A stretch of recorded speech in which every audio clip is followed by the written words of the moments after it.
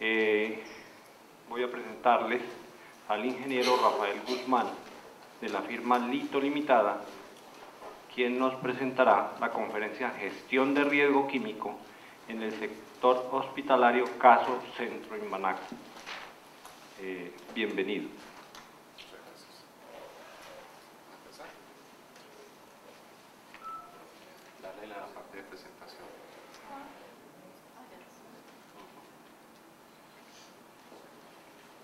Muy buenos días. Uno puede empezar diciendo gestión de riesgo químico en hospitales, pero ¿por qué? Supuestamente hasta los médicos, hasta los expertos, los toxicólogos, epidemiólogos, que nos pueden decir qué hacer en caso de una emergencia. Cuando nos intoxicamos, ¿a dónde recurrimos? A un hospital. Entonces uno se hace la pregunta, ¿y realmente ellos están preparados?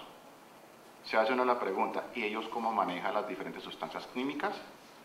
Manejan esterilización con óxido de etileno en algunas organizaciones. En otras organizaciones manejan esterilización con peróxido. Manejan vapores. Hay calderas. Las calderas manejan ácidos. Manejan bases. ¿Ya? Tenemos formol.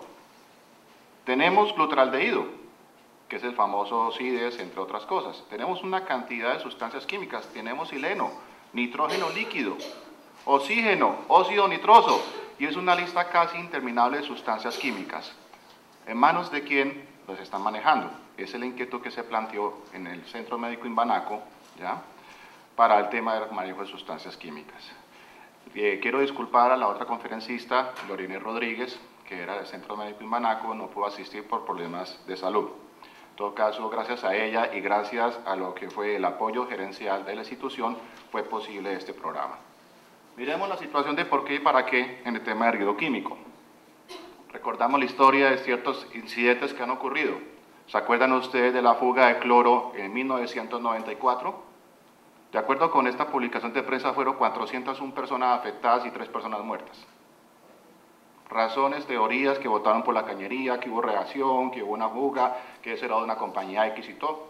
Pues ahí quedó la emergencia. Otras por ahí, por ejemplo, sigamos. Incendios. El año pasado fue un año crítico en la parte de incendios para las pequeñas empresas.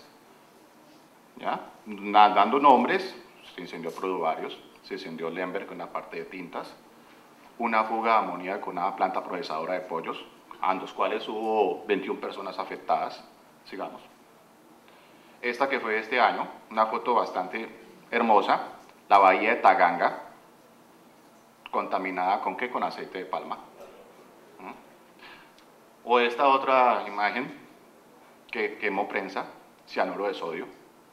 Pues la prensa decía cianuro, cianuro, cianuro, cianuro, y la familia de cianuros es amplia. Era cianuro de sodio, utilizado en el proceso de extracción de oro. Yo me pregunto, ¿dónde está el cianuro y el mercurio dónde anda? Porque siempre andan juntos. ¿Estaría en el mismo camión o lo mandaron en otro anterior? ¿Ya? O esta, que estalló el manejo de los residuos, el manejo de los residuos hospitalarios. Legislaciones que han habido. Y entonces yo me puse a investigar aún más qué pasó con los hospitales y encontramos titulares en el internet. ¿De qué fecha es? 1997, 3 de octubre del 97. Las regulaciones de residuos especiales están desde el 89 con la resolución 2309. O sea, estamos hablando de este tema hace mucho rato, en la parte simplemente de residuos. Y esa resolución tan antigua establecía incompatibilidades para el manejo de los residuos. Establecía requisitos para el manejo de los residuos. La misma ley novena también establecía mucho tiempo atrás que inclusive decía que había que tener incineradores dentro de los mismos hospitales. Obviamente el desarrollo de la ley y el desarrollo tecnológico, pues ya no se puede tener incineradores dentro de hospitales. O se tiene un incinerador o se tiene un hospital, por los nuevos requisitos. Sigamos. Emergencia por fuga de gas en la clínica. Eso ocurrió el 27 de noviembre de 2005. ¿Una fuga de qué? Ahí tenemos. Óxido de etileno. Sustancia que utiliza para esterilización. Otra emergencia que hubo por ahí. Multa en el Hospital Regional de Sincelejo. O sea que sí es posible por el mal manejo de las sustancias químicas, poniendo en riesgo tanto la salud de los trabajadores como la salud de las personas que van a la institución. sancionadas 11 enfermeras, el caso que hubo hacia el año 2004, que fue muy nombrado, de una confusión que se presentó y le aplicaron a los niños formol. ¿Y qué es la confusión? No es que fueran malas, sino simplemente se equivocaron. Etiquetado químico, comunicación de riesgos. ¿Qué más por ahí podemos mirar? Explosiones del seguro, una explosión de un cilindro de oxígeno. Oxígeno con que supuestamente nos van a salvar la vida cuando tenemos problemas respiratorios. ¿Ya? Sigamos. Entonces, ¿qué es la gestión de riesgo químico? Entonces, la manipulación de sustancias que se presentan, como podemos ver en todas estas imágenes, hay derrames, hay manipulaciones inseguras, hay intoxicaciones, hay disposición final inadecuada. Eso es lo que nos está generando el problema de riesgo químico, que no quema tanta prensa como nos imaginamos, pero ya con los titulares que ustedes acaban de ver, es importante. ¿Ya? No es el factor de riesgo que más accidentes genera en una institución hospitalaria, no lo es, ni la que más reporta incidentes en caso de un seguro, pero su importancia a nivel de accidentalidad sí lo es, y a nivel de algo que no se mide con propiedad, que se llama enfermedad profesional, no se ha valorado suficientemente. Todos esos valores de enfermedad profesional, la exposición que tenga un trabajador al xileno, al formol, al mercurio, ¿ya? Muchos de nosotros tenemos en nuestras muelas alguna amalgama de mercurio, ¿ya? Entonces, ¿cómo fue la preparación de esa amalgama? Esa asistente de odontología, ¿cómo está hoy? ¿Bajo qué equipos de protección personal? O qué? Y listo, no, que hay cambio de las amalgamas cuando usted va a una institución. La pregunta es, ¿y qué hacen con las amalgamas que me acaban de quitar de la boca? Entonces, eso es lo que nos tenemos a reflexionar. Entonces, recordando lo que es el Centro Médico Imbanaco, ¿ya? Es una de las principales instituciones de la ciudad y yo podría decir del país, ¿ya?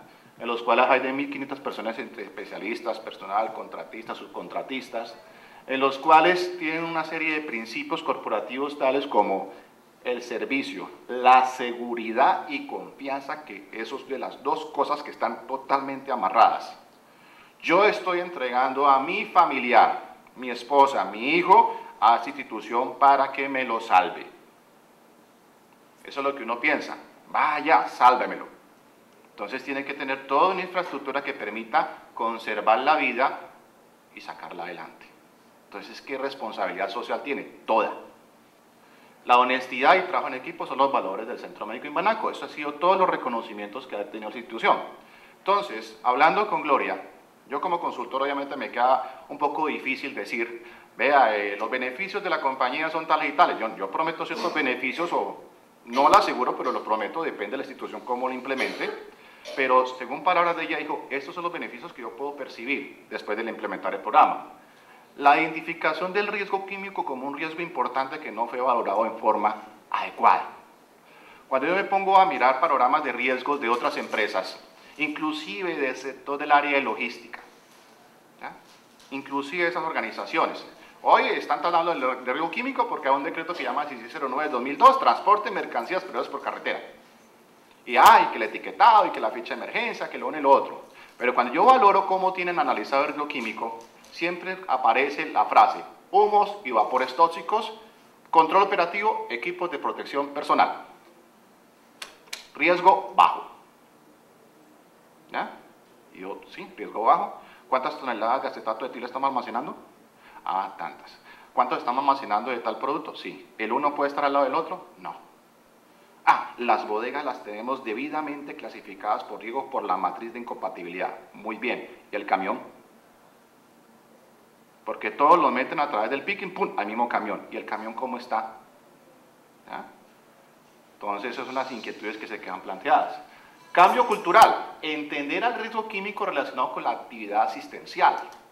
Entonces, eso fue una de las cosas bastante interesantes de cómo la enfermera, la persona de compras, yo de compras, ¿qué tengo que ver con el riesgo químico? No plantear. Muy sencillo, usted es la que establece el contacto con el proveedor de servicios.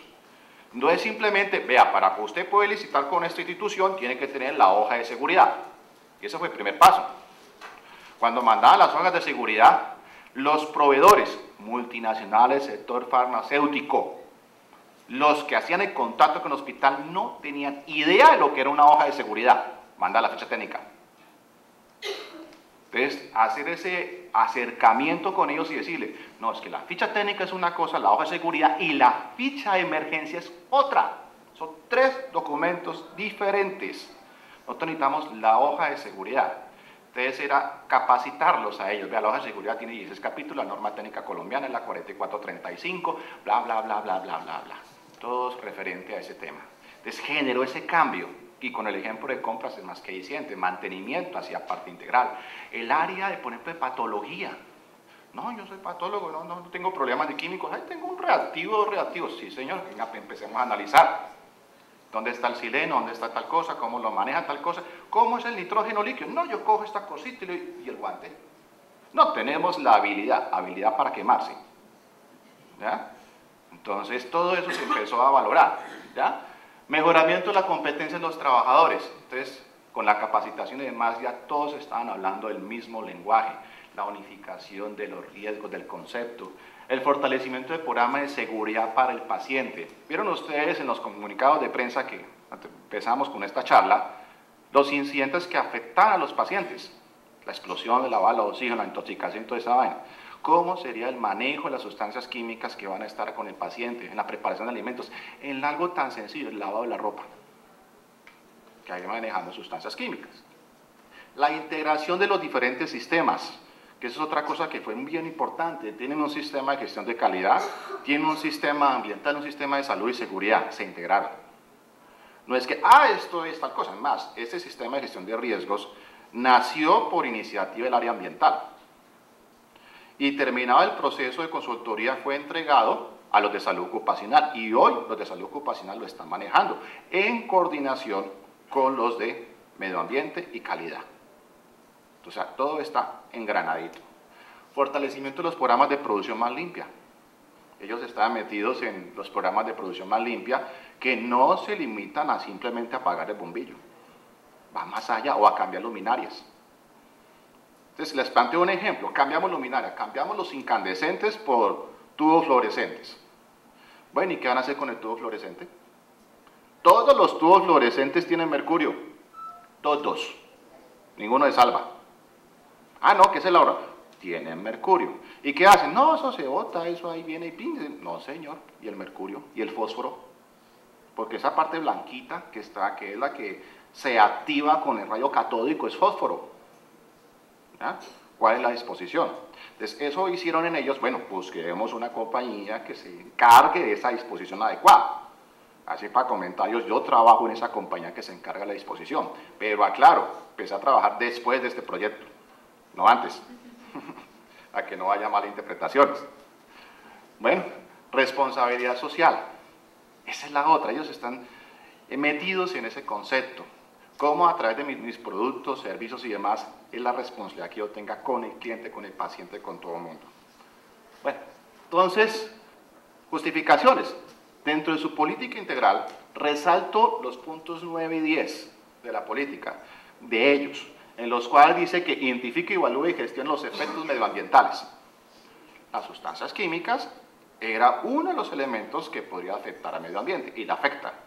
Y en la parte de seguridad, dice, promueve lugares de trabajo seguros y saludables. Eso no es simplemente mirar los efectos de ergonomía o riesgo biológico y demás. También hay que analizar el riesgo químico. Entonces, tenemos una justificación legal también, que eso nos aplica a todas las organizaciones. ¿Como cuáles? La Ley 55 de 1993, que es una ratificación de una recomendación de la OIT, ¿ya? En los cuales dicen como obligaciones de los empleadores es mantener los productos etiquetados y marcados. ¿Qué quiere decir? Cualquiera que tenga un sistema de gestión y se encuentren con un tarrito de alguna sustancia no etiquetada y no marcada, es un incumplimiento legal. Es una no conformidad legal, a los que les gusta el tema de ISO. ¿Ya? Tener disponibilidad en la ficha de seguridad. Todavía hay muchas organizaciones que no conocen ese documento. Y hay otras normas que establecen como obligatorio el uso de las fichas de seguridad o hojas de seguridad. ¿Qué otras cosas hay por ahí de justificación? Si usted recibe químicos que no está sin la etiqueta, usted tiene que hacerse responsable de él y al buen manejo. Usar solo productos clasificados etiquetados. ¿Qué tal? Cuando usted va a comprar Barsol o Tiner en una ferretería, ¿en qué lo venden? En una caneca de aguardiente, ¿sí o no? Y con blanco del Valle todavía marcado. ¿Y cuántas personas se han intoxicado creyendo que es un licor y que se consume en Tiner? O Barsol, lo que sea. ¿Ya? Entonces ahí está la situación de incumplimiento legal. Las leyes están. Sigamos. Registros de los químicos peligrosos disponibles. Hay que tener registro de qué tenemos en nuestras instituciones. ¿Qué más? Si se transfieren productos, coloca la etiqueta de la información. ¿Qué es ese punto? Yo tengo una caneca con todas las etiquetas, con todas las recomendaciones, pero yo necesito un pequeño litro, no más. Entonces vaciamos en una botella gaseosa litro. ¿Y qué pasó con la información que está en la etiqueta que pasó acá? No, solamente soy yo la única persona que conozco cuál es el riesgo. Y ahí hay el problema. Y evitar que los trabajadores se expongan más allá de los límites de seguridad, límites de exposición. Eso son lo que dice la ley 55, no es invento. Pero ¿qué más hay? Evaluar la exposición de los trabajadores, prestar primeros auxilios, tener planes de emergencia y capacitar a los trabajadores. La misma ley establece, por ahí en otros articulados, cuáles son como los temas específicos de capacitación. ¿Qué más tenemos por ahí? La resolución 1016 del 89, que es digamos, un desarrollo del decreto 614 de lo que es de programas de salud ocupacional. ¿Ya? Entonces ahí establece qué es lo que debe tener todas las organizaciones privadas, públicas, de cualquier forma, inclusive hasta unipersonales, qué es lo que debe contener los programas de salud ocupacional. Entonces tenemos la definición de lo que es un programa de salud ocupacional. ¿Qué más tenemos? Los subprogramas, en el caso de medicina de preventiva del trabajo, habla de que se tiene que evaluar y conceptuar sobre la toxicidad. ¿Y eso cómo se hace? Antes de que llegue el producto químico a la organización. Es una de las cosas que uno dice, bueno, yo trabajo en una institución, yo soy responsable de salud ocupacional, y resulta, o lo que sea, o ambiental. A veces en las organizaciones es el último que se entera que va a entrar a la compañía. El último. ¿Ya? Un nuevo producto, investigación y desarrollo, y cuando menos se encuentra, pasa uno por la bodega y se encuentran los tambores, con el símbolo que ya conoce uno, tóxico, inflamable, tal cosa, y uno dice, bueno, ¿y qué hago acá? Ya llegó, ya toca sobre la marcha establecer, y aquí tiene que dar el concepto antes. ¿Qué más dice por ahí? Identificar los agentes, en este caso riesgos, o sea, el panorama de riesgos. ¿Qué más tenemos? Siguiente. Evaluar con ayudas técnicas de medición la magnitud de los riesgos. Entonces vienen las mediciones o ambientales o de higiene industrial. Pero hay que tener conceptos claros. ¿Ya? Entonces, voy a dar un ejemplo donde podemos fallar muchas veces las organizaciones. En la selección de equipos de protección personal, respiradores. ¿Ya? ¿Cómo se hace normalmente? Va un experto de una compañía X, ¿ya? Que vende respiradores, hace un recorrido por la planta y de acuerdo con su sensor olfativo determina cuál es el respirador que debe usar. Y luego viene la pregunta, bueno, ¿y cada cuánto los cambio? No, cuando usted ya huela al químico, cámbialo. Entonces, esos conceptos, ¿y dónde está la medición de higiene que te diga, mira, tenemos tal concentración, las condiciones ambientales son tantas, de acuerdo con las condiciones y la concentración y tiempos de exposición, tu respirador funciona 3 meses. No, no hay esos criterios. Sigamos.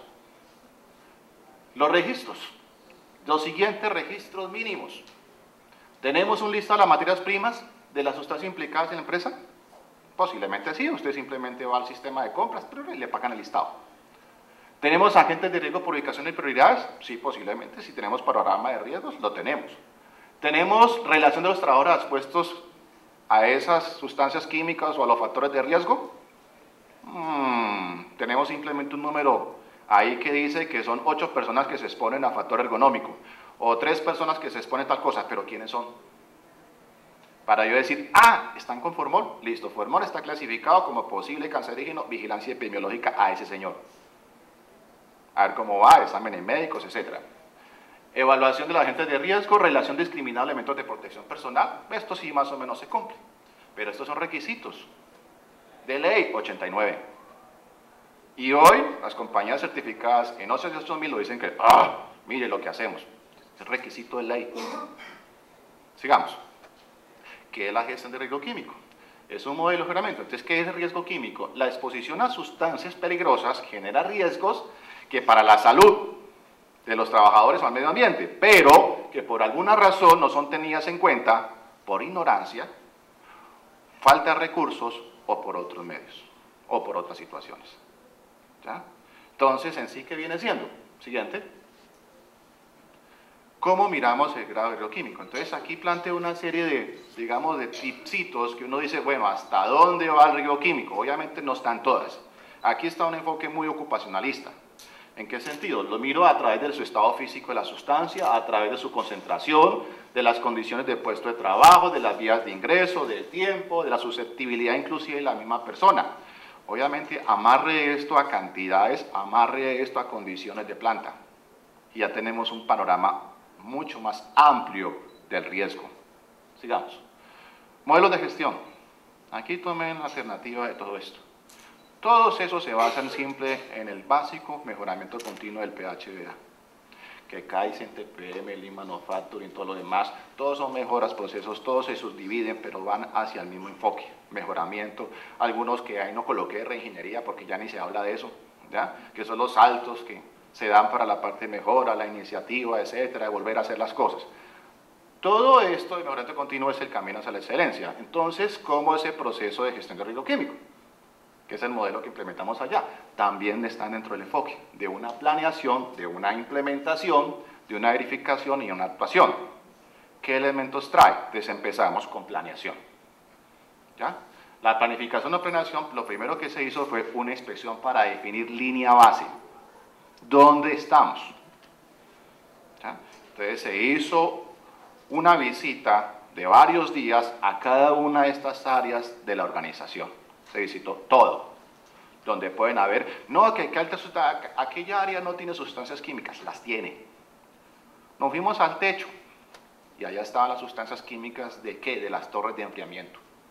Los químicos que le echan para que no forme moho. ¿Ya? Alto pH, bactericidas y otras cosas. ¿Cómo era el manejo de esas sustancias? ¿Ya? El impermeabilizante de los techos, sustancias inflamables. ¿Ya?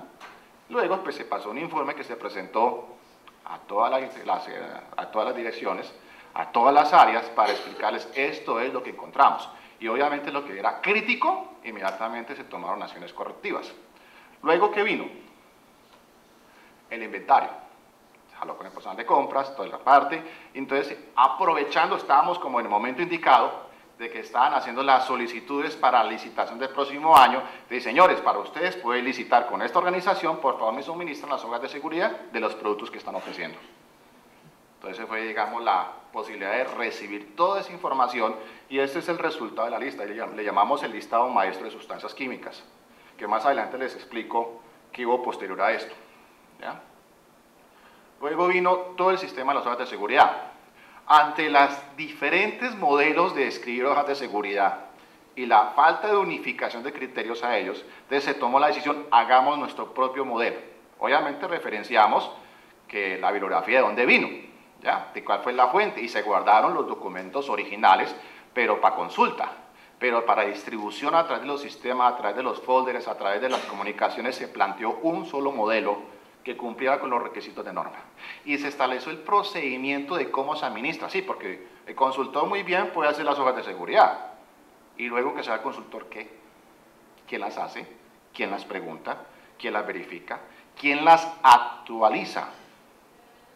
Porque son documentos que se tienen que actualizar. ¿Ya? Cosas tan sencillas como los límites de exposición se actualizan año a año. Obviamente no todas las sustancias le cambian los límites de exposición, solamente algunas, pero hay que estar pendientes de cuáles son. Continuemos. El etiquetado se manejó de diferentes sistemas. Aclaro una situación y una vez hago propaganda. El sistema que está allá es el rombo de riesgos. Muy utilizado, sector de área logística, pero es el más mal utilizado en Colombia. Pésimamente mal utilizado. Se tomó la decisión de dejarlo porque era el que todo el mundo usaba. Yo hoy digo, no lo usemos, ¿ya? Para manipulación, porque el objetivo de era manipulación. Ese sistema de etiquetado, de una vez les informo, es para emergencias y o almacenamiento. nació para los bomberos y está dirigido a los bomberos. Es de la norma NFPA 704, que ha tenido actualización, estamos en la versión 2007, y nuestras empresas colombianas, el 90%, sin temor a equivocarme, todavía maneja la versión de 1996. Y mala. ¿Ya? En otra presentación que les podría dar, les podría tomar fotografías de lo que me he encontrado en carretera, porque está muy utilizado en los transportes. Es más, en el país o el tiempo salió hace poco sobre la emergencia de transporte, luego la parte del sodio, del cianuro de sodio, y decían, sí, si hay regulaciones tal cosa, y apareció toda la tabla de la clasificación de las sustancias químicas de acuerdo con el rombo de riesgos. Y un momentico, con esto no se clasifica, se clasifica con Naciones Unidas, no se clasifica con este, ¿ya? Y la policía de tránsito está colocando multas porque no tiene este. Y este no está regulado.